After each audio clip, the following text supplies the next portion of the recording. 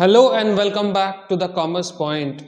आज हम डिस्कस करेंगे क्लास 11 झारखंड बोर्ड के लिए कौन कौन सा एग्जाम्स में क्वेश्चंस इंपॉर्टेंट होगा। 11 क्लास के बच्चे को तैयारी अपने एग्जाम्स को रिलेटेड कैसे करनी चाहिए, क्योंकि आप सभी बच्चों को पता है कि झारखंड बोर्ड जल्दी ही क्लास 11 का एग्जाम जो है वो कंडक्ट कराने वाला है। तो ये परफेक्ट टाइम है जब हम क्लास 11 की तैयारी शुरू कर सकते हैं। आइए आज के क्लास में हम डिस्कस करेंगे सबसे पहले कि क्लास 11 के बच्चों का तैयारी कैसे करना है, आपके एग्जाम्स में क्वेश्चंस कौन कौन से होंगे, आपके एग्जाम का पैटर्न कौन कौन सा होगा, और हम इन सभी बातों पर विशेष चर्चा करेंगे। और अगर इस चर्चा के बावजूद भी अगर आपको लगता है कि इसमें कुछ कमी रह गई हो या कोई जानकारी आपको अगर एक्स्ट्रा चाहिए होगा तो आप नीचे कमेंट बॉक्स में कमेंट करेंगे और ये बताने की कोशिश करेंगे कि आपको कौन कौन सी जानकारी जो है वो अभी और चाहिए। देखो, जैसे ही हम झारखंड एकेडमिक काउंसिल की बात करते हैं तो झारखंड एकेडमिक काउंसिल में जितने भी एग्जाम्स होंगे वो सारे एग्जाम्स पिछले कई सालों से हम देख रहे हैं कि वो सारे एग्जाम्स एमसीक्यू बेस्ड हो रहे हैं। तो इसका मतलब है कि पहला सवाल अगर आपके हाथों से मुझे मिला था कि क्या एग्जाम सब्जेक्टिव होगा या ऑब्जेक्टिव, अगर आप पिछले 4-5 सालों को देखोगे, कोविड से पहले का भी अगर आप बैच देखोगे तो कोविड के पहले से भी कई 2-3 सालों से ऐसा होता चला आया है कि झारखंड एकेडमिक काउंसिल जो है वो क्लास 11 का जो एग्जाम है वो MCQ based multiple choice question based जो है वो करवाती है। कौन से चैप्टर में, कौन से सब्जेक्ट से? सर, सारे सब्जेक्ट में सभी चैप्टर से 100% क्वेश्चंस जो है वो आपको एमसीक्यू बेस्ड ही मिलेगा। क्या सर एमसीक्यू क्वेश्चन आसान है और क्या 12 में भी वैसा ही क्वेश्चन आएगा? जी बिल्कुल भी नहीं। क्लास 11 ही सिर्फ झारखंड एकेडमिक काउंसिल में क्लास 11 ही सिर्फ आपका एक ऐसा एग्जाम होगा जो एमसीक्यू बेस्ड है, इस बात को ध्यान रखिएगा। लेकिन जब आप क्लास 12 में जाएंगे तो क्लास 12 में एमसीक्यू के साथ साथ short answer type question, long answer type question भी आपको करने पड़ेंगे सभी चैप्टर्स में। तो इस बात को ध्यान रखते हुए आप अपने एग्जाम्स की तैयारी कीजिए। क्लियर है? आइए हम आज से एक नई सीरीज का आगाज कर रहे हैं, एक नई सीरीज की शुरुआत कर रहे हैं जिसमें हम क्लास 11 की तैयारी शुरू करेंगे, ताकि एग्जाम आने से पहले अगर आप रोज एक एक घंटा या आधे घंटे की हमारी वीडियो सीरीज को देख लेते हो तो आपका एग्जाम आने से पहले आप कंप्लीट 11 क्लास की तैयारी कर चुके होंगे। आइए हम डिटेल डिस्कशन शुरू करते हैं और आज का क्लास शुरू करते हैं। आज अगर हम अकाउंटेंसी की बात करेंगे तो अकाउंटेंसी में हम चैप्टर वाइज, जी हाँ, अकाउंटेंसी में हम अपने चैनल पर आपको चैप्टर वाइज देंगे एमसीक्यू क्वेश्चन की सीरीज। लगातार बने रहिए हमारे चैनल द कॉमर्स पॉइंट के साथ, और मैं उम्मीद करूंगा कि अगर आपको हमारी ये सीरीज अच्छी लगेगी तो आप अपने दोस्तों के बीच भी उसे शेयर करेंगे, और जहां भी आपको कमी लगे आप लाइक कीजिए, शेयर कीजिए और कमेंट जरूर कीजिए, ताकि आप हमारी गलती निकालेंगे तो हम उसको सुधार कर आपको आपके अकॉर्डिंग कुछ ना कुछ नया देने की कोशिश करते रहेंगे। आइए शुरू करते हैं हमारा पहला चैप्टर। अकाउंटेंसी में हमारा पहला चैप्टर होगा, अकाउंटेंसी के अंदर हमारा पहला चैप्टर है ना, अकाउंटिंग एंड इंट्रोडक्शन, की अकाउंटिंग यानी लेखांकन का एक परिचय, कि लेखांकन किसे कहते हैं, अकाउंटिंग क्या है, इससे रिलेटेड जो हमारा पहला चैप्टर है हम वहां से इसकी शुरुआत करते हैं। चलिए देखते हैं हमारा क्वेश्चन नंबर 1। क्वेश्चन नंबर 1 कहता है आपसे कि टाइप्स ऑफ अकाउंटिंग आर, यानी लेखांकन के प्रकार हैं, यानी अकाउंटिंग कितने प्रकार का होता है।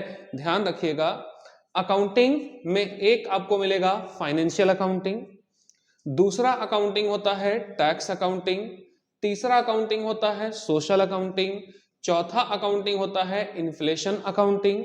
इसके बाद है ना, यानी इसके बाद हम पढ़ेंगे मैनेजमेंट अकाउंटिंग, यानी ये सारे क्या हैं, अकाउंटिंग के, आप कह सकते हो ये अकाउंटिंग के ब्रांच है। यानी इतने टाइप के अकाउंटिंग होते हैं, यानी फाइनेंशियल अकाउंटिंग, कॉस्ट अकाउंटिंग, अच्छा हम लोग तो छूट ही गया था, कॉस्ट अकाउंटिंग भी होगा, है ना, financial accounting, cost accounting, tax accounting, management accounting, social accounting, inflation accounting, यानी ये सारे इन अकाउंटिंग के ब्रांच होते हैं। अब आपसे पूछा गया कि टाइप्स ऑफ अकाउंटिंग बताओ, तो देखो फर्स्ट में लिखा फाइनेंशियल अकाउंटिंग, जी ये बिल्कुल अकाउंट का ब्रांच है। कॉस्ट अकाउंटिंग ये भी अकाउंटिंग का ब्रांच है। मैनेजमेंट अकाउंटिंग ये भी अकाउंटिंग का ब्रांच है। इसका मतलब कि हमारा आंसर कौन सा होगा, तो the correct answer is all of these. Clear हो गया, तो हमारा फर्स्ट हो गया अकाउंटिंग का ब्रांच कौन सा होगा, सारे लोग। इसके बाद देखो कहता है accounting record transactions in the terms of, जो व्यवसाय में जो लेन देन होता है ना, उस लेन देन का लेखा करती है accounting record transaction in the terms of. First कहता है आपसे commodity unit, monetary unit, production unit, या नन ऑफ दीज, या इनमें से कोई भी नहीं। देखो सबसे पहले आप क्वेश्चन को समझो। कह रहा है क्वेश्चन आपसे कहता है कि अकाउंटिंग में जब हम रिकॉर्ड करते हैं, यानी बिजनेस के ट्रांजैक्शन को, व्यापारिक लेन देन को जब हम रिकॉर्ड करते हैं, जब हम लिखते हैं, तो किस टर्म में लिखते हो। टर्म लिखने का मतलब मॉनेटरी टर्म में लिखते हैं। यानी आपने अगर 5 चेयर खरीदा, 5 चेयर खरीदा एट द रेट ₹200 ईच, तो आप 5 चेयर नहीं लिखोगे। 5 कुर्सी का कीमत 200 है, इसका मतलब कि आपने कुर्सी तो खरीदी, लेकिन कितने रुपए की कुर्सी खरीदी, तो 1000 रुपए, तो आप मॉनेटरी टर्म में लिखोगे। एक कलम हमने 10 रुपए में बेचा, तो आपको रिकॉर्ड कितने रुपए से करना होगा, 10 रुपए से करना होगा, एक कलम रिकॉर्ड नहीं करना है। यानी व्यापार में जो कुछ भी लेन देन होगा, उस लेन देन को हम रिकॉर्ड करेंगे। कैसे रिकॉर्ड करोगे, in the terms of money, पैसे की कीमत में आप उसको रिकॉर्ड करोगे। यानी हमारा आंसर जो होगा कैसे होगा, मॉनेटरी यूनिट में हम उसको रिकॉर्ड करेंगे। इसके बाद नेक्स्ट जब हम क्वेश्चन नंबर 3 के ऊपर जाएंगे, क्वेश्चन नंबर 3 देखोगे आपसे, तो क्वेश्चन नंबर 3 आपसे कहता है book keeping means, book keeping का मतलब होता है keeping of books, keeping of books इन अलमीरा, या कहता है keeping the record of business transaction in the books, या ऑल ऑफ दीज। देखो जैसे ही आपसे कहता है कि पुस्तक पालन का अर्थ क्या है, तो पुस्तक पालन का अर्थ इनमें से क्या है, तो इसका राइट आंसर मालिक है आपका सी। क्यों, क्योंकि keeping the record of business transaction in the books, है ना। यानी बुक कीपिंग क्या होता है, बिजनेस के ट्रांजैक्शन को रिकॉर्ड करने से पहले जो सिस्टमैटिक वे है जिसमें आप ट्रांजैक्शन को समराइज करते हो, रिकॉर्ड करने की कोशिश करते हो, फाइल अरेंज करते हो, बिल अरेंज करते हो, है ना, बिल को सिस्टमैटिक वे में अरेंज करते हो, इन चीजों को हम लोग क्या बोलते हैं, तो इन चीजों को ही हम लोग नाम क्या देते हैं, बुक कीपिंग का। इसलिए हमारा आंसर क्या हो रहा है, keeping the record of business transaction in the books. यानी जो भी बुक्स ऑफ ट्रांजैक्शन, जो भी ट्रांजैक्शन हम करेंगे उसको बुक्स ऑफ अकाउंट में प्रॉपर वे में मेंटेन करके उसको रखना, इसको हम क्या कहते हैं, बुक कीपिंग कहते हैं। इसके बाद आप क्वेश्चन नंबर 4 पर जाएंगे। क्वेश्चन नंबर 4 देखो आपसे क्या कहता है, book keeping denotes, book keeping का मतलब क्या है, बुक कीपिंग का डिनोट्स मतलब अभी जो क्वेश्चन आपने पढ़ा था ना, बिल्कुल सेम वही है। तो कहता है जी art of the recording of business dealing in the books, मतलब आपको अब आगे पढ़ने की जरूरत ही नहीं है। यानी बुक कीपिंग क्या है, तो बुक कीपिंग जस्ट एक आर्ट है जिसमें हम बिजनेस के ट्रांजैक्शन को बुक्स में कैसे रिकॉर्ड करते हैं, वो हम उसके अंदर सीखते हैं। दैट मीन्स आपको आगे पढ़ने का जरूरत नहीं। इसका आंसर क्या होगा आपका 4 का ए नंबर जो है वो उसका राइट आंसर होगा। आगे जब आप नेक्स्ट बढ़ेंगे क्वेश्चन नंबर 5, 6, 7 की तरफ, क्वेश्चन नंबर 5 देखो क्या कहता है, क्वेश्चन नंबर 5 कहता है आपसे, accounting is the language. Accounting एक लैंग्वेज है, तो किस चीज का लैंग्वेज है? Business, investment, statistics and industries. तो ध्यान रखिएगा कि अकाउंटिंग क्या है, तो अकाउंटिंग एक बिजनेस का लैंग्वेज है जिसमें हम बिजनेस के ट्रांजैक्शन को रिकॉर्ड करना सीखते हैं। दैट मीन्स कि हालांकि ये बिजनेस बहुत ही ज्यादा सूटेबल इस क्वेश्चन के अकॉर्डिंग आंसर तो है नहीं, लेकिन आप कह सकते हो कि अकाउंटिंग एक लैंग्वेज है। लैंग्वेज किसका है? तो बिजनेस के ट्रांजैक्शन को रिकॉर्ड करने का एक सिस्टमेटिक लैंग्वेज है। तो आप यहां कह सकते हो कि ठीक है जी, कि ये बिजनेस के ट्रांजैक्शन को रिकॉर्ड करने का एक मेथड है। तो आप इसमें सुटेबल आंसर क्या होगा? A is the suitable answer. कर आगे नंबर 6 में जाएंगे आप। The characteristics of accounting are. Accounting के कैरेक्टरिस्टिक्स क्या हैं? अकाउंटिंग के गुण क्या हैं? तो अकाउंटिंग वर्ड मतलब क्या होता था? बिजनेस के ट्रांजैक्शन को आइडेंटिफाई करो। अकाउंटिंग की परिभाषा यानी लेखांकन की परिभाषा पढ़ोगे ना, तो अकाउंटिंग का परिभाषा ही क्या होता है? बिजनेस के ट्रांजैक्शन को आइडेंटिफाई करो कि किसको रिकॉर्ड करना है, किसको नहीं करना। जिसको नहीं करना उसको तो साइड ही कर लो, और जिसको रिकॉर्ड करना है उसे लिखो, यानी हम उसको रिकॉर्डिंग बोलते हैं। बिजनेस के ट्रांजैक्शन को आइडेंटिफाई करना, पहचानना, फिर उसे रिकॉर्ड करना, फिर रिकॉर्ड करने के बाद क्लासिफाई करना, जिसको आप लेजर बोलते थे, फिर उसे समराइज करना, है ना। यानी आप कह सकते हो रिकॉर्ड करना, क्लासिफाई करना और समराइज करना, ये सब कुछ काम किसके अंदर आता है? अकाउंटिंग के अंदर ये सारे काम आते हैं। इसका मतलब है कि अकाउंटिंग का कैरेक्टरिस्टिक्स क्या हो जाएगा मालिक? तो ऑल ऑफ दीज कह सकते हो कि ये सारे अकाउंटिंग के कैरेक्टरिस्टिक्स हैं। नंबर 7 में आप जाएंगे, the function of accounting are. Accounting के फंक्शंस हैं इनमें से कौन? तो कहता है टू असर्टेन द प्रॉफिट और लॉस। अकाउंटिंग क्यों करते हो? अकाउंटिंग हम इसलिए करते ही हैं मालिक, ताकि बिजनेस का प्रॉफिट और लॉस, हिसाब क्यों लिखते हो? हिसाब इसलिए लिखते हैं क्योंकि बिजनेस का प्रॉफिट हुआ कि लॉस हुआ ये हमको पता चल जाए। मतलब कहीं ना कहीं ए जो है वो सूटेबल आंसर लग रहा है, लेकिन देखते हैं भी आगे और क्या है। To ascertain the financial position of the business, ये भी इसका आंसर होगा। यानी suitable to ascertain the financial position of the business मतलब क्या हुआ? कि मेरे बिजनेस की व्यावसायिक स्थिति कैसी है। मतलब क्या हुआ कि अब मुझे पैसा लेना कितना है और किससे लेना है, और मुझे पैसा देना किन्हें है और कितना देना है, मेरे पास प्रॉपर्टी कितनी है, कर्ज कितना हमारे ऊपर है। इन सभी चीजों को हम एक शब्द में, यानी लेना कितना है और देना किसे है और कितना, असेट कितना है और लाइबिलिटी यानी उधार और कर्ज मेरे ऊपर कितना है, इन सभी चीजों को हम एक शब्द में बोलते हैं फाइनेंशियल पोजीशन। तो कहीं ना कहीं जब हम हिसाब लिखेंगे, तो हिसाब लिखने का मेरा मकसद क्या होना चाहिए कि भाई मेरे ऊपर असेट कितना है, लाइबिलिटी कितना है, कर्ज कितना है, उधार कितना है, लेना कितना है, देना कितना है। तो कहीं ना कहीं अकाउंटिंग में ये भी टर्म आता है। इसके बाद नंबर 3 देखो, to provide information to the various parties. अलग अलग लोगों को इंफॉर्मेशन देना। इंफॉर्मेशन देना जैसे मेरे क्रेडिटर्स हैं तो मुझे उन्हें बताना कि मेरा हालात कैसा है, पेमेंट कब तक हम कर देंगे। जो मेरे डेटर्स हैं, अगर मेरे पास पैसे की कमी है, कब जानोगे? रिकॉर्ड करोगे तो मुझे भाई मेरे डेटर्स से कलेक्शन करना चाहिए, है ना। तो इसका मतलब आप कह सकते हो यहां मुझे बैंक से लोन चाहिए, या सरकार से टैक्स का पेमेंट सरकार को कितना करना है। तो कहीं ना कहीं ये सब लोग कौन आते हैं? Tax authority, government, creditors, bank, ये सब कहीं ना कहीं आपकी पार्टीज हैं जिससे आप प्रॉफिट लॉस निकालोगे, अकाउंटिंग निकालोगे, तभी तो आप उसको हिसाब दे पाओगे। इसका मतलब है कि अकाउंटिंग के जो फंक्शंस हम देख रहे हैं ना यहाँ पे, तो अकाउंटिंग के फंक्शन के अंदर यहां मेरा सुटेबल आंसर इस क्वेश्चन के अकॉर्डिंग कौन सा हो रहा है? तो all of these are the correct answer.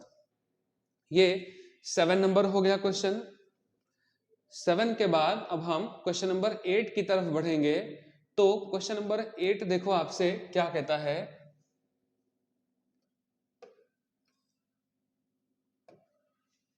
Question number 8 आपसे कहता है, the limitation of accounting, accounting की सीमा क्या है, अकाउंटिंग किस लेवल पर काम करना बंद कर देता है, आप जरा ये बताओ। कहता है जी इन्फ्लुएंस बाय पर्सनल जजमेंट, व्यक्तिगत निर्णय से अकाउंटिंग जो है वो प्रभावित हो जाता है। जैसे मुझे मेरे घर पर पैसे की बहुत जरूरत है और हमने मेरे बिजनेस से क्या कर लिया, ड्राइंग्स कर लिया, पर्सनल यूज के लिए पैसा निकाल लिया, तो कहीं ना कहीं मेरे अकाउंटिंग पर इसका इफेक्ट होगा। डेप्रिसिएशन हम कौन से मेथड में लगाएंगे, फिक्स या डिमिनिशिंग, ये एक मेथड का चुनाव है। लेबर को हम पेमेंट टाइम रेट में करेंगे कि पीस रेट में करेंगे, तो जिसमें आप पेमेंट करोगे तो कहीं ना कहीं आप देखोगे या तो मेरा कुछ खर्च है जो बढ़ रहा है, या तो कुछ ऐसा खर्च है जिसको हम क्या कर पा रहे हैं, कंट्रोल कर पा रहे हैं। इसका मतलब है कि कहीं ना कहीं पर्सनल जजमेंट जो है वो आपके जो डिसीजंस हैं, आपका जो पर्सनल जजमेंट है वो कहीं ना कहीं अकाउंटिंग को अफेक्ट जरूर करता है थोड़ा बहुत। Based on the historical cost, देखो असेट का वैल्यू मार्केट में चाहे जो भी हो, बिजनेस में अगर आपने एक बार उस प्रॉपर्टी को जितने में खरीद लिया, आप उस प्रॉपर्टी को उतने रुपए से ही रिकॉर्ड कर देते हो, मार्केट में उसका इन वैल्यू इंक्रीज करे या डिक्रीज, आपको उससे कोई मतलब नहीं होता।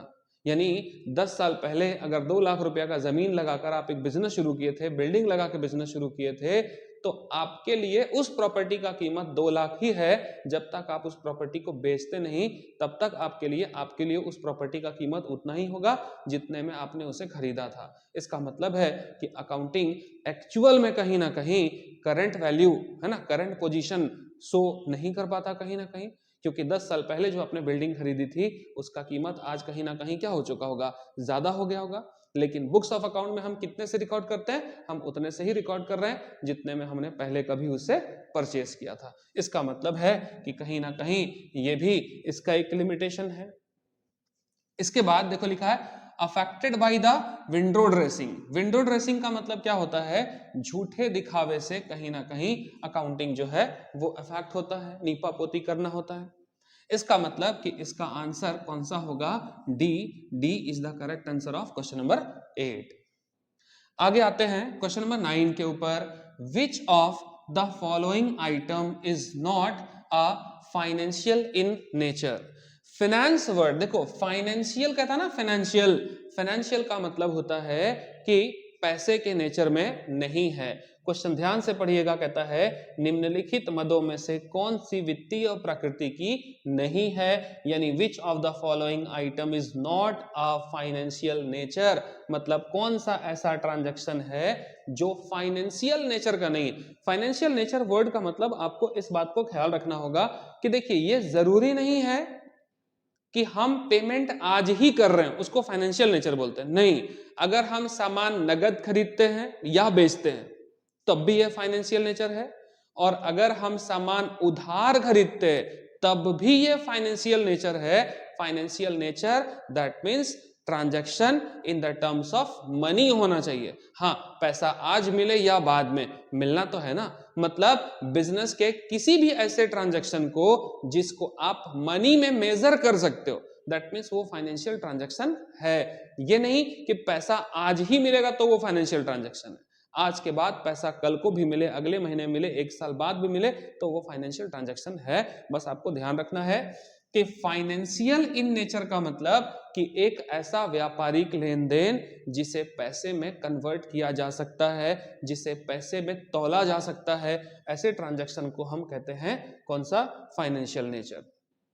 फाइनेंशियल नेचर में कहता है जी purchase of car on credit, ये फाइनेंशियल ट्रांजैक्शन है। मतलब आपसे कहा गया नॉट अ फाइनेंशियल ट्रांजैक्शन, लेकिन ये तो फाइनेंशियल ट्रांजैक्शन है, मतलब ये आपका आंसर नहीं हो सकता। इसके बाद कहता है dismiss an employ from job, बिल्कुल ये होगा, किसी कर्मचारी को नौकरी से निकाल देना। तो जब कर्मचारी को नौकरी से निकालोगे तो कितने रुपए के कर्मचारी को निकाले, ऐसा उसको मेजरमेंट तो नहीं हो सकता ना, मतलब आंसर इज बी। तो आपको आगे देखने का जरूरत बिल्कुल भी नहीं है। इसके बाद ये तो आपके लिए एक हिस्ट्री क्वेश्चन है, कह रहा आपसे जी कौटिल्य ने इनमें से कौन सी किताबें लिखी थी, किस सब्जेक्ट पर बेस्ड जो बुक था वो लिखा था। तो इसका आंसर तो आपको बच्चों याद करना पड़ेगा कि ये अर्थशास्त्र की किताब थी जो उन्होंने लिखा था। क्वेश्चन नंबर 11 पे जब आप आएंगे, क्वेश्चन नंबर 11 आपसे कहता है अकाउंटिंग इज बेस्ड ऑन, है ना, केयरफुल एंड इफेक्टिव। अकाउंटिंग जो है वो बहुत केयरफुल, लेखांकन सतर्कतापूर्ण और कुशल डैश पर आधारित होती है। यानी लेखांकन किस पर बेस्ड होता है? ऑब्वियसली इसमें एकदम आंसर तो एकदम परफेक्ट आंसर है। लेखांकन किस पर बेस्ड होता है? तो बुक कीपिंग सिस्टम पर बेस्ड होता है। बुक कीपिंग का मतलब देखो, बिजनेस के ट्रांजैक्शन को आप लिखोगे, कब लिखोगे, किस बेस पे लिखोगे? तो बिल और एविडेंस के बेस पे लिखोगे। बिल अरेंज करना, बिल इकट्ठा करना, बिल को प्रॉपर फाइलिंग करना, वाउचर्स बनाना, और जब बिल आपके पास इकट्ठा हो जाए तो उस बिल को देख देख कर ही तो आप लिखोगे एंट्री। कैसे लिखोगे? इसका मतलब वाउचर बनाना, इनवॉइस इकट्ठा करना, इनवॉइस को अरेंज करना, ये किसका पार्ट होता है? इसी को तो हम बुक कीपिंग कहते हैं। और जब इसी को बुक कीपिंग कहते हैं सर, तो बुक कीपिंग कंप्लीट होगा तभी तो अकाउंटिंग शुरू होगा ना। तो इसलिए आपसे कहता है कि अकाउंटिंग आधारित होता है किसके ऊपर? बुक कीपिंग पर, क्योंकि बुक कीपिंग जितना बेहतर होगा अकाउंटिंग उतना ही ज्यादा बढ़िया होगा। आगे देखो, क्वेश्चन नंबर 12 कहता है आपसे the institute of chartered accountant of India was setup, ना याद रख लीजिएगा 1949। The institute of chartered accountant of India, ये जो था institute of chartered accountant of India ICI, इसे हमने स्टैब्लिश कब किया था? तो गवर्नमेंट ऑफ इंडिया ने इसे 1949 में जो है वो स्टैब्लिश किया था।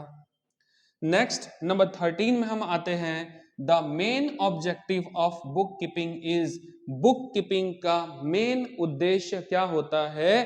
तो बुक कीपिंग का मेन उद्देश्य होता है complete recording of the transaction. नीचे पढ़ने की बिल्कुल भी आवश्यकता नहीं है। बुक कीपिंग का मकसद ही होता है कि बिजनेस के ट्रांजैक्शन को जब हम रिकॉर्ड कर रहे हैं तो उसका कंप्लीट ट्रांजैक्शन जो है वो रिकॉर्ड हो पाए। 13 हो गया। 14 नंबर में आइए। 14 नंबर कहता है आपसे the basic functions of financial accounting is, ध्यान रखिएगा, फाइनेंशियल अकाउंटिंग का काम क्या होता है, बेसिक फंक्शन क्या होता है। देखो, जैसे ही आपसे कहता है कि बेसिक अकाउंटिंग, बेसिक फंक्शन क्या होता है फाइनेंशियल अकाउंटिंग, तो जरा हम लोग को पहले समझना है कि फाइनेंशियल अकाउंटिंग का मतलब क्या होता है। देखिए, फाइनेंशियल अकाउंटिंग में हम क्या करते हैं? व्यापारिक लेन देन को रिकॉर्ड करते हैं, चाहे वो उधार हो या नगद, है ना। व्यापारिक लेन देन, सभी व्यापारिक लेन देन को रिकॉर्ड करते हैं, लिखते हैं। क्यों? ताकि बिजनेस का फायदा या नुकसान पता लगाया जा सके। इसे हम फाइनेंशियल अकाउंटिंग करते हैं। और क्लास 11 में जो आपका सिलेबस है ना, वो फाइनेंशियल अकाउंटिंग का ही है। आगे चल के आप cost accounting, management accounting, tax accounting आप आगे के ईयर में पढ़ोगे। तो क्लास 11 में आंसर ही क्या होना चाहिए? फाइनेंशियल। देखो क्या लिखा इसका answer, recording all the business transaction. मतलब इसका आंसर कौन सा होगा? A number is the correct answer. चलिए, आज हम इसी के साथ आज की सीरीज को समाप्त करते हैं और उम्मीद करते हैं कि आप आगे के क्लासेस में भी बने रहेंगे। और बहुत ज्यादा डोज हम नहीं लेंगे, लेकिन रेगुलर बेस पर थोड़ा थोड़ा डोज अगर हम लेते रहें कंटिन्यूटी के साथ, तो एग्जाम से पहले हमारा सिलेबस जो है वो ओवर होगा। तो हम आज अपनी वीडियो को यहीं, आज के क्लास को यहीं समाप्त करते हैं और उम्मीद करते हैं कि आपको ये वीडियो बहुत पसंद आ रहा होगा। तो आप अपने दोस्तों के बीच शेयर कीजिए, क्योंकि वो सिर्फ ये 15 से 20 मिनट का क्लास अगर करेंगे तो 15 से 20 मिनट का क्लास, या मैक्सिमम कभी अगर ये क्लास लंबा चला गया तो 1 घंटे का क्लास होगा ना। आपको कहीं जाने की जरूरत है, बस हमारे चैनल पर बने रहिए, नोटिफिकेशन ऑन कर लीजिए ताकि आपको समय समय पर हमारे वीडियो का नोटिफिकेशन मिलता रहे। तो आप हमारे क्लास को रेगुलर ज्वाइन करते रहिए, ताकि टाइम टू टाइम कब ये क्लास खत्म हो जाएगा और आपका एग्जाम बेहतर चला जाएगा आपको अंदाज ही नहीं लगेगा। और इसके साथ साथ मैं आपको यह भी इन्फॉर्म कर दूं कि क्लास 12 का क्लास हमारे चैनल पर शुरू हो चुका है। क्लास 12 के कई सारे वीडियो, जिसमें फंडामेंटल ऑफ पार्टनरशिप से हमने अपना क्लास 12 का जो सेशन 2024 में जो बच्चे एग्जाम देंगे उनके लिए हमने क्लास शुरू कर दिया है, जो पूरी तरह से फ्री ऑफ कॉस्ट है, जिसमें न्यूमेरिकल, थ्योरेटिकल पूरे साल का क्लास आपको हमारे चैनल पर मिलेगा। जी हाँ, झारखंड का इकलौता चैनल है जिसमें हम अपने पूरे क्लास को फ्री ऑफ कॉस्ट जो है वो स्टूडेंट तक पहुंचाने की कोशिश कर रहे हैं। अब इतनी कड़ी मेहनत कर रहे हैं तो लाइक, शेयर और कमेंट तो भाई बनता ही बनता है। तब तक के लिए ta-ta, bye bye and take care.